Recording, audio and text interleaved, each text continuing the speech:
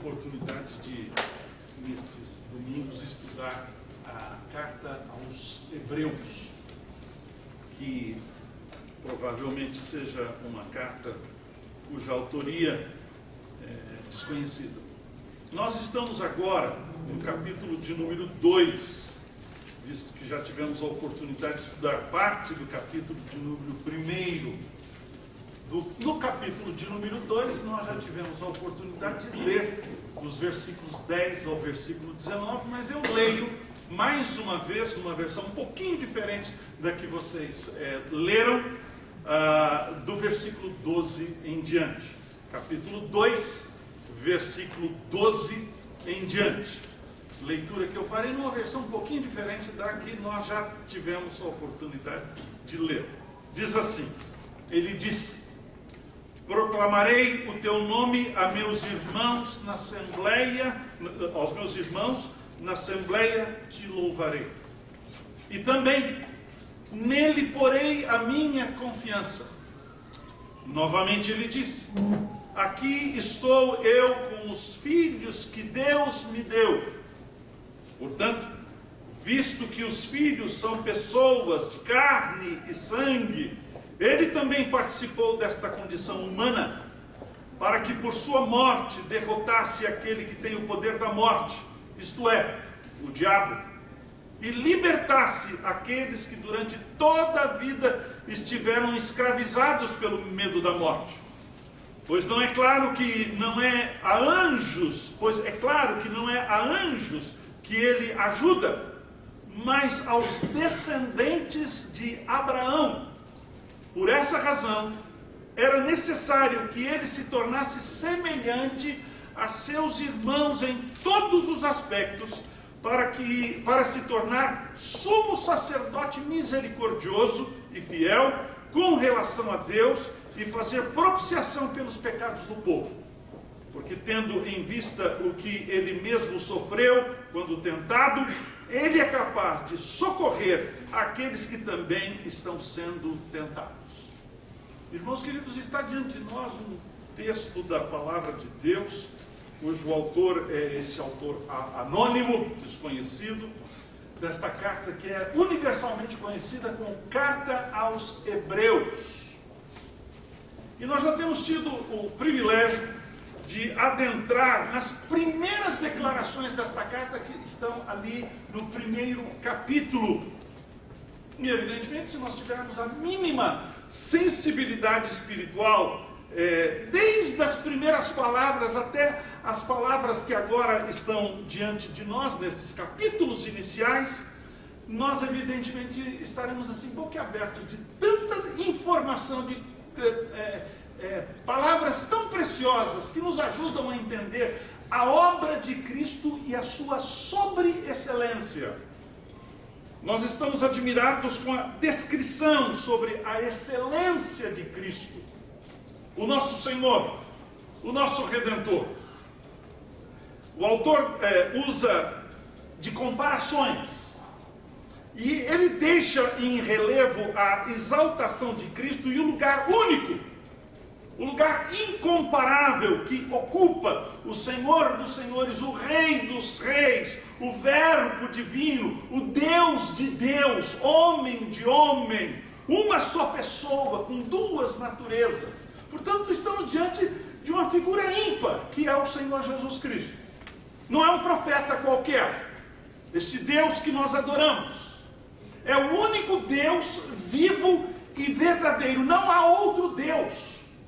Todos os outros deuses são pura e simplesmente invenção da mente fértil, pecaminosa, humana. O único Deus vivo e verdadeiro se revelou a nós no Senhor Jesus Cristo. E nós aprendemos que este Deus é o Deus transcendente, que está para além da nossa possibilidade de sequer entendimento, porque Ele é infinito. No entanto, para a nossa mais profunda admiração, para o nosso espanto mesmo, o Deus transcendente é o Deus imanente, revestido de glória, e as Escrituras dizem lá, o apóstolo Paulo escrevendo a sua carta aos Filipenses, diz que ele não teve como usurpação o ser igual a Deus. Antes, a si mesmo se esvaziou, tornando-se em figura humana, reconhecido em figura humana, tornou-se como servo. E assumindo a forma humana, reconhecido em figura humana, a si mesmo se humilha, humilhação tal que ele vai à cruz do Calvário e ali ele morre a mais infamante morte. Os que morrem na cruz não são dignos nem da terra, nem do céu. Ficam entre a terra, pendurados entre a terra e o céu. Morte que é considerada morte maldita. Essa é a morte do Senhor Jesus Cristo. Mas, meus irmãos, nós não podemos nos iludir, porque aquele que nasce naquela tosca manjedoura, naquela estrebaria ali de Belém, vive uma vida singular de humildade, morre a mais infamante morte. É o mesmo Deus que Ele e o Pai são um. O próprio Senhor Jesus Cristo disse aos seus discípulos: quem vê a mim, vê o Pai. Eu e o Pai somos um. Portanto, quando Jesus fala, na verdade, nós estamos ouvindo a própria voz de Deus. E as Escrituras nos dizem que haverá de um dia todo joelho se dobrar na terra, no céu e debaixo da terra. E toda língua haverá de confessar que Jesus Cristo é o Senhor, para a glória de Deus Pai. Esse é o Deus que se dá a conhecer. E no primeiro capítulo da carta aos Hebreus, ele diz assim: tendo Deus outrora falado muitas vezes e de muitas maneiras aos pais, pelos profetas, nos últimos dias nos falou de uma forma definitiva pelo seu Filho. Este não é um Deus que está lá, longe de nós. Ele nos falou definitivamente pela boca do seu Filho, que aqui é descrito nesta carta, com os elogios todos referentes ao Senhor Jesus Cristo, e as declarações são declarações as mais exaltadas possíveis. Nada há que se possa comparar ao Senhor Jesus. Mas, meus irmãos, para que nós possamos fazer aguçar a nossa mente quanto à grandeza sobreexaltada de Cristo, o escritor aos Hebreus faz comparações e ele estabelece contrastes impressionantes. Vimos como Cristo é incomparável, mesmo que seja, se nós tomarmos em comparação os anjos, na sua beleza, na sua glória, no seu fulgor, na sua importância. E isso foi dito no primeiro capítulo. Nós estudamos já, tivemos a oportunidade de estudar o primeiro capítulo. Mas antes disso nós vimos que Deus não se esconde. Deus não é o Deus escondido. Deus não é o Deus que está para além das nuvens, né? Lá nos céus. Mas a Bíblia nos mostra um Deus que se revela, que se dá a conhecer. Nós poderíamos dizer o seguinte: Deus é um Deus comunicativo. Ele gosta de se comunicar, ele se dá a conhecer, ele revela os seus planos, ele revela os seus propósitos, ele se comunica conosco. E as Escrituras nos dizem que Jesus é o Emanuel, o Deus conosco, que fala conosco, o seu próprio Filho, né? Portanto, ele não está longe de nós, ele fala através do seu Filho, que habitou entre nós, tomou o nosso lugar, assumiu a nossa condição humana, assumiu a nossa culpa, pagou com a sua própria morte, no seu próprio corpo, a pena pelos nossos pecados. Em Jesus, tudo o que Deus quis nos falar, Ele nos falou. Mas mais do que isso, quando Jesus fala, como eu disse, Deus fala. E em Jesus, símbolos, rituais, sacrifícios, imagens, encontram o seu cumprimento e a sua realização. Na verdade, queridos, Jesus perfaz, quando nós lemos, porque o escritor aos Hebreus está escrevendo para hebreus, aqueles que tinham uma profunda familiaridade com o Antigo Testamento. Para esses, o escritor está dizendo, Jesus perfaz toda a esperança do Antigo Testamento. Tudo aquilo que o Antigo Testamento esperava, Jesus cumpre. Cumpre todas as promessas feitas aos patriarcas, através dos profetas. O que é dito no Antigo Testamento, especialmente no livro dos Salmos, se consubstancia no nascimento, na morte, ou melhor, no nascimento, na vida, na morte, na ressurreição, na ascensão, na glorificação da pessoa divina humana de Cristo. E no primeiro momento o autor da carta aos Hebreus mostra a superioridade de Cristo em relação aos anjos, a Moisés, a todos os ritos do Antigo Testamento e assim por diante. Mas agora, meus irmãos, o fato é o seguinte, que nós somos introduzidos a uma porção desta carta para nos deixar ainda mais maravilhados. Nós estamos aqui nesta reunião, e nesta reunião muitas vezes a gente não percebe certas verdades espirituais que estão por detrás, que estão acontecendo aqui conosco, numa dimensão espiritual. Maravilhados, nós podemos então adorar mais a Deus e aprofundar ainda mais a nossa fé, visto que a fé vem pelo ouvir e ouvir a palavra de Deus, tal como está acontecendo aqui agora. Nós estamos ouvindo a palavra de Deus e a fé está sendo engendrada no nosso coração, aprofundada no nosso coração. O texto da palavra do Senhor que nos prende nesse instante é, portanto, este do capítulo 2, do verso 10 em diante. Nós temos que nos lembrar que os destinatários originais desta carta são aqueles que estão deixando o judaísmo, abandonaram o judaísmo e se converteram agora ao cristianismo, abraçaram a fé cristã. E eles deixaram, o fato é o seguinte, que eles deixaram uma religiosidade tangível, palpável. A religiosidade judaica é repleta de ritos, ricas cerimônias. Tudo é cercado de pompa, tudo é cercado e descrito no culto do Antigo Testamento, sacrifícios intermináveis de touros, animais, ovelhas que são imolados. Então você pode imaginar, cada culto, um touro imolado, um touro morto, cordeiros sem fim imolados, sangue escorrendo. Salomão, quando dedica o templo ao Senhor, diz que milhares de animais foram mortos, as vestes sacerdotais salpicadas de sangue. Eles pisavam em lama de sangue. Pode imaginar uma cerimônia como essa? Pode imaginar um ritual como este? Continuamente sangue sendo vertido. Não somente isso, aparatos, vestimentas, as vestimentas dos sacerdotes, pedras preciosas compunham aquelas vestimentas. A construção do tabernáculo e depois a construção do templo, com a suntuosidade do templo, o esplendor do templo, tudo recamado de ouro, tudo com as suas mais ricas simbologias. Tudo tinha símbolo, ou melhor, tudo aquilo era símbolo de alguma coisa, remontava a alguma realidade espiritual. Tudo apontava para algo simbolizado, tudo descrevia o Messias que haveria de vir. Nenhum sacrifício do Antigo Testamento perdoou pecados.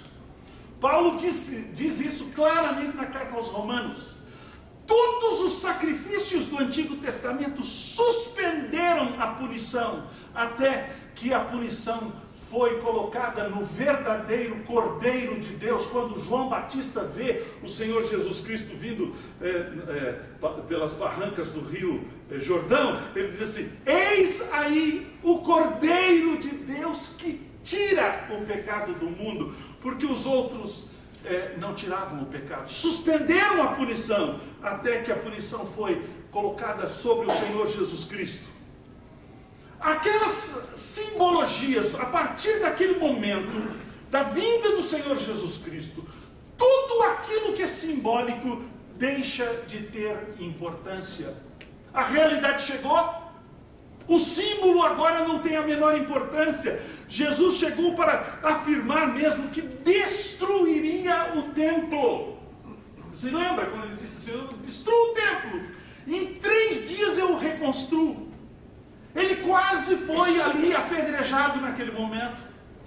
Mas o Senhor Jesus Cristo estava se referindo à sua morte e 3 dias depois à sua ressurreição. Ele não estava mais se referindo a um templo de pedras, mas ele estava se referindo à ressurreição do seu próprio corpo.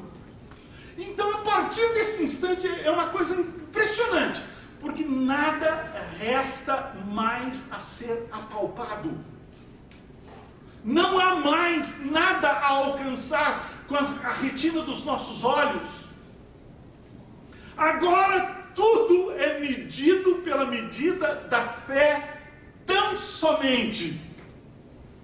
E meus irmãos, podem ter certeza, aqui está o mais agudo e ansioso dilema da alma humana. Porque o nosso caráter rendido ao pecado exige o palpável. Nós buscamos, na verdade, sustentação visual. Nós buscamos sustentação concreta, material. Você se lembra? O primeiro mandamento do Decálogo. Deus se apresenta ao seu povo e diz assim: eu sou o Senhor teu Deus que te tirei da terra do Egito. Não farás para ti imagem de escultura. Por causa do coração humano, que via de regra quer, na verdade, tornar palpável a fé. A gente diz assim: só vou crer se eu puder ver. Ver para crer. No entanto, a fé cristã muda isso, faz isso virar de ponta cabeça. Não é mais ver para crer. Tudo agora está às avessas. Porque as Escrituras dizem o seguinte: se creres, verás. Não é mais ver para crer, é crer para ver. Eis o imenso desafio, portanto, da carta aos Hebreus. A carta aos Hebreus nos desafia, não desafia somente os seus destinatários originais, mas nos desafia um novo tipo de comportamento. Não mais uma fé que pode ser palpada. Não mais alguma coisa que eu posso orar e ver. Não. Agora a fé naquilo que está relacionado ao invisível. Tudo antes era simbólico. Jesus não é mais o símbolo, Jesus é a realidade. E Jesus é a realidade apontada pelos símbolos do Antigo Testamento. Ele tomou sobre si o rito sacrificial. O sacerdote se fez cordeiro. A nossa culpa foi resgatada não mais no símbolo das imolações passadas, mas a nossa culpa foi resgatada na cruz. Não é aquela cruzinha que a gente carrega no peito, né? De ouro, né? Bonitinha, suave, doce, cravejada de pedras preciosas. Não! Naquela cruz rude, no madeiro rude, o único. Aquele sacrifício não se repete jamais. Ali o nosso pecado foi punido. A nossa culpa foi levada de nós. Tudo agora, na verdade, o que o escritor aos Hebreus está chamando a nossa atenção. Tudo o que precisamos agora é Cristo. E mais nada. Tudo o que nós precisamos para Deus dar-se por satisfeito, para manter-se justo e ao mesmo tempo justificador do injusto, é Cristo. Não há justiça em nós. Não há um justo sequer. Deus não olha para nós e vê justiça em nós, mas Deus provê justiça fora de nós, de tal forma que nesta justiça Deus encontra fundamento para nos justificar. Deus não encontra motivos em nós para nos amar, mas Ele cria motivos fora de nós para nos amar. E o motivo fora de nós para nos amar é um motivo sobejo, é Cristo e nada mais, nada em nós, tudo fora de nós, tudo em Cristo. Jesus é o único Cordeiro, portanto, que tira o pecado do mundo. A nossa alma só descansa em Cristo e nada mais. Nós não apalpamos mais coisa nenhuma, só Cristo. E nós não temos Cristo aqui exemplificado, simbolizado através de uma imagem. Nós temos, na verdade, a presença real de Cristo, mas não material de Cristo, não palpável, mas a presença verdadeira, a presença espiritual. E é por isso que o autor aos Hebreus nos conclama com essa veemência toda: olhe para Jesus, olhe para Jesus, o autor e consumador de nossa fé. Se você olhar para Jesus, você encontrará tudo o que o verdadeiro, o culto verdadeiro que Deus exige de nós. Não acrescente mais nada. Porque a gente tem aquela impressão de que Jesus não é suficiente. Nós precisamos acrescentar alguma coisa a mais. Mas as Escrituras estão dizendo: Jesus é todo suficiente. Não há outro nome dado entre os homens pelo qual importa que sejamos salvos. Não há outra intercessão. Ninguém jamais. Todos os outros seres humanos, seja Paulo, Pedro, Maria, João, todos precisam de Cristo. Só há um nome dado entre os homens. Não acrescente mais nada. Cuidado! Não fixe os seus olhos na aparência. Olhe para Jesus somente. Há uma tendência dentro de nós de fixarmos a nossa fé em alguma coisa aparente, palpável. E o escritor aos Hebreus está dizendo: não fixe mais. Não fixe naquilo que é visível, tangível pelos nossos olhos, alcançável pelos nossos olhos, palpável pelo nosso tato. Não. Todo o esplendor externo, portanto, do culto do Antigo Testamento agora tem um ponto focal: Cristo. Mais nada. Mais nada. E nele nós encontramos o ápice do verdadeiro culto. E se em Cristo nós encontramos tudo para o culto aceitável a Deus, o que Jesus nos oferece, portanto, a partir deste seu poder, o poder ressurreto de Cristo. Em Hebreus, na carta aos Hebreus, no capítulo de número 8, nós encontramos uma palavra que é muito interessante e que nos faz compreender, na verdade, a essência do culto que nós estamos agora prestando a Deus. Aquele culto que nós rendemos a Deus.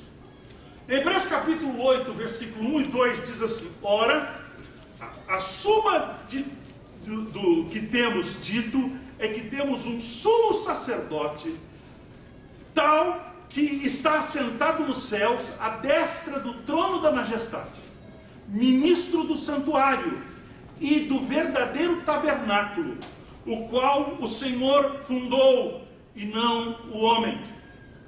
Meus irmãos, tem uma pequena palavrinha aqui que é uma palavra reveladora. Nós precisamos compreender essa pequena palavra: ministro do santuário. A palavra grega aqui descreve a Jesus como liturgista, aquele que dirige a liturgia do culto. A palavra é a palavra leiturgos. O fato primordial e essencial do culto cristão, portanto, não está em qualquer aparência externa. Aqui, na verdade, nós temos tudo para não ter aparência externa, né? Não está em nenhuma aparência externa, em nenhuma pompa do culto que possa aparentemente ter e chamar a nossa atenção. Mas o fato é que o próprio Senhor Jesus Cristo, na manhã deste dia, está dirigindo o culto de adoração a Deus o Pai. Ele está aqui conosco. Irmãos, nós não devemos nos iludir. Nós podemos estar congregados no lugar mais simples deste mundo, como está acontecendo agora, por exemplo, em várias tribos africanas, que se reúnem debaixo de uma árvore, nada, sentados no chão, sem o auxílio de grandes corais, sem o aparato, sem a aparência de suntuosos templos, o que produz o senso do verdadeiro culto na nossa alma é tão somente a presença de Cristo no nosso meio. E ele jura que onde estivessem reunidos 2 ou 3 pessoas no seu nome, ali ele estaria. A primeira verdade que o escritor aos Hebreus aponta é para o fato de que Jesus nos congrega, portanto, aqui na manhã deste dia, como parte da sua família. Nós somos a sua família. Nesta passagem de Hebreus nós temos citações do Antigo Testamento, que agora são postas na boca do Senhor Jesus, que nos afirma que Ele mesmo nos ajuntou aqui neste momento. E Ele nos ajuntou aqui neste momento como nosso irmão mais velho, família dele. Nós somos, na verdade, irmãos mais novos.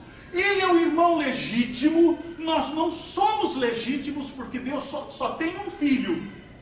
Todos os outros filhos de Deus são adotados em Jesus. Nós somos filhos adotivos. Mas nós somos tratados como filhos. E o Senhor Jesus Cristo nos reúne aqui como seus irmãos, como seus filhos. E Jesus como nosso líder. Ele está presente aqui no nosso meio. E Ele é o nosso líder na adoração, como nosso líder no louvor. E como nosso líder no louvor, Ele está afirmando ao seu Pai. Olha, veja só o que o texto diz. Pai, eis-me aqui no meio dos meus irmãos. É como se Jesus estivesse dizendo aqui, neste texto, eis o encontro da minha família. Irmãos, eu não sei como é que você, eu, cada um de nós nos aproximamos deste momento de culto. Alguns se aproximam deste momento de culto com um sentimento de culpa no coração, de pesar, sentindo pesadas emoções, o senso da nossa culpa, do nosso pecado. Mas Cristo dirigindo-se neste momento ao seu Pai, declarando ao seu Pai o seguinte: Pai, eis-me aqui com os teus filhos, meus irmãos, filhos que tu deste a mim, porque as Escrituras dizem lá no Evangelho de João, todos aqueles que o receberam, Deus deu-lhes o poder de serem feitos filhos de Deus, a saber, aos que creem no seu nome. Você vem aqui e certamente não vê nada que aparentemente você pode apalpar. Mas Cristo jura ter juntado a sua família e agora e aqui nos lidera para este culto de louvor e de adoração. Pequeno grupo. Nós não somos um grupo que está assim num ambiente suntuoso. Não temos um coral, não temos nada para os nossos olhos mirar, não temos nada para palpar. Temos aqui os sacramentos. A única coisa visível, apalpável aqui é água. Mais nada. Se tivéssemos a Santa Ceia, nós teríamos pão e vinho. Só isso. E é exatamente o que nos é dito aqui em Hebreus capítulo de número 12. Ele diz assim: vocês não chegaram ao monte que se podia tocar e que estava em chamas, nem às trevas, à escuridão e à tempestade, ao soar da trombeta e ao som das palavras tais que os ouvintes rogaram que nada mais lhes fosse dito, pois não podiam suportar o que lhes estava sendo ordenado. Até um animal, se tocar no monte, deve ser apedrejado. O espetáculo era tão terrível que até mesmo Moisés disse: estou apavorado e trêmulo. Mas vocês chegaram. Veja só o que o escritor aos Hebreus fala a respeito de nós agora. Não fala mais a respeito de Moisés. Mas vocês chegaram ao Monte Sião, a Jerusalém celestial, a cidade do Deus vivo, chegaram aos milhares de anjos em alegre reunião, a igreja dos primogênitos, cujos nomes estão escritos nos céus. Vocês chegaram a Deus, juiz de todos os homens, aos espíritos dos justos aperfeiçoados, a Jesus, mediador de uma nova aliança, ao sangue aspergido que fala melhor do que o sangue de Abel. Irmãos queridos, eis o que está acontecendo aqui no nosso reino. Mas, meus irmãos, o Senhor Jesus não nos reúne aqui somente como uma família, mas Ele nos lidera na adoração. Não existe aqui um grupo de louvor, porque o líder da adoração é o Senhor Jesus Cristo. E veja como o escritor aos Hebreus faz esta declaração tão maravilhosa. No versículo 12 diz assim, ele diz: proclamarei o teu nome a meus irmãos, na assembleia te louvarei. Em outra parte ele diz que o Senhor Jesus Cristo canta os louvores a Deus no meio da congregação. Você cantou agora há pouco, não cantou? Mas na verdade o Senhor Jesus cantou nos seus lábios. Talvez você nunca tenha passado na sua mente, quando você canta os louvores a Deus, é Cristo que está cantando na sua boca. É Cristo que está nos conduzindo aos louvores a Deus. Nós temos cantado hoje, e neste momento de culto nós juntamos as nossas vozes com a voz de Cristo, entoando louvores a Deus. Mas há algo mais a ser ensinado através deste texto a nós, de tal maneira a nos fazer maravilhados. Aqui e agora nós abrimos a palavra de Deus e fielmente a expomos.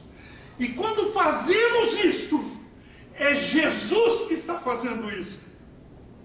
É Jesus que está pregando a palavra de Deus a nós neste instante. Veja o que nos é dito ali no texto que nós estamos estudando. Ele diz: eu proclamarei o teu nome a meus irmãos. Você imaginava que quem estava proclamando o nome do Senhor Jesus no meio dos irmãos aqui era o reverendo Lugero, não é? Mas de repente, o texto bíblico está dizendo que quem está fazendo isso é o próprio Senhor Jesus. O ministro de Deus é um mero instrumento da palavra de Deus. Quando a palavra de Deus é fielmente exposta, é Cristo quem a proclama. É Jesus quem proclama a palavra de Deus à nossa mente, aos nossos corações. Então nós temos estas verdades aqui. É o Senhor Jesus que nos reúne aqui como família. É Ele que nos dirige em adoração. É Ele que proclama ao nosso coração a sua palavra. E finalmente, é Ele quem supre. Quando nós nos reunimos aqui, com família de Deus, é quem supre as nossas mais profundas necessidades. E o texto termina que Ele supre a necessidade das necessidades. O temor da morte. Irmãos, se porventura Deus consegue resolver este problema dentro de nossa alma, o temor da morte, então nós não tememos absolutamente mais nada. Se não tememos nem sequer a morte, nós não tememos mais nada. E Ele, conhecendo as nossas necessidades, porque Ele enfrentou todas as nossas necessidades, Ele é um sumo sacerdote, conforme diz o texto. Ele é um sumo sacerdote que pode ter compaixão de nós. Ele sabe dos nossos sofrimentos. Ele foi tentado semelhantemente a nós em todas as coisas. Ele conhece as nossas tentações, no entanto, sem pecado. Queridos, nós não temos um Deus que simplesmente olha para nós como um juiz para nos condenar. Nós temos um Deus que apresenta o verdadeiro Cordeiro em nosso lugar para tomar sobre si os nossos pecados e não nos tratar mais de acordo com aquilo que nós merecemos, mas nos tratar de acordo com a sua infinita graça, infinita misericórdia. O julgamento já foi feito em Cristo para aqueles que estão em Cristo. Portanto, nós sabemos que devemos temer a Deus, mas nós não tememos mais o juízo final, porque nós sabemos que no juízo final, a justiça que deveria ser derramada sobre nós, a ira de Deus que deveria ser derramada sobre nós, foi derramada sobre Cristo. E as Escrituras nos dizem lá, conforme nos fala o profeta Isaías, pelas suas pisaduras nós fomos sarados. Estamos, portanto, aqui na manhã deste domingo, e a gente não podia sequer imaginar que as verdades espirituais tão eloquentes, mais importantes daquilo que a gente pode apalpar. Cuidado, cuidado com esta fé que você pode apalpar. Orar olhando para aquilo que você pode alcançar com os seus olhos. Cuidado, porque nós fomos chamados para crer, não propriamente naquilo que é uma imagem de escultura, mas nós fomos chamados para crer naquilo que é representado ou é tornado verdade no Senhor Jesus Cristo. Se você tem Jesus, você tem tudo. Se você tem Jesus, você é parte da família de Deus. Se você tem Jesus, você tem a proclamação verdadeira da palavra de Deus. Se você tem Jesus, na verdade, você tem o perdão dos seus pecados. Se você tem Jesus, você não precisa de mais nada palpável, visível, de imagens de escultura. Mas você tem, na verdade, aquilo que foi preenchido por todos os símbolos do Antigo Testamento e agora encontra a sua realização no Senhor Jesus Cristo. Nós não temos Jesus aqui materialmente falando.